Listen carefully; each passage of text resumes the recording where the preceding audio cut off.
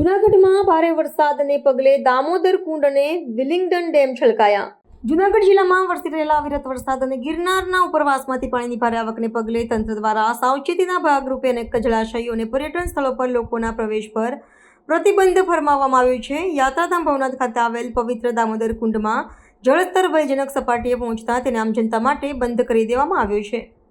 ગિરનાર પર્વત પર થયેલા ધોધમાર વરસાદને કારણે સોનરખ નદીના જળસ્તરમાં નોંધપાત્ર વધારો થયો છે, જેના પરિણામે દામોદર કુંડ છલકાઈ ગયો છે.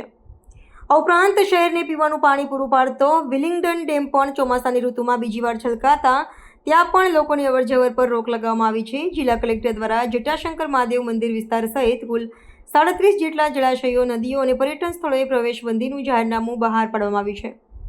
કોઈ પણ અનિચ્છનીય બનાવ ન બને અને લોકોની સુરક્ષા સુનિશ્ચિત કરવાના હેતુથી વહીવટીતંત્રએ આ નિર્ણય લીધો છે. ચોમાસાની ઋતુમાં સ્થળો પર પ્રવાસીઓનો ભારે ઘસારો રહેતો હોય છે, ત્યારે પાણીના તીવ્ર પ્રવાહને કારણે દુર્ઘટનાની સંભાવના વધી જાય છે. આ જાહેરનામાનો અમલ કરાવવા માટે સંબંધિત સ્થળો પર પોલીસ બંદોબસ્ત પણ ગોઠવી દેવામાં આવ્યો છે.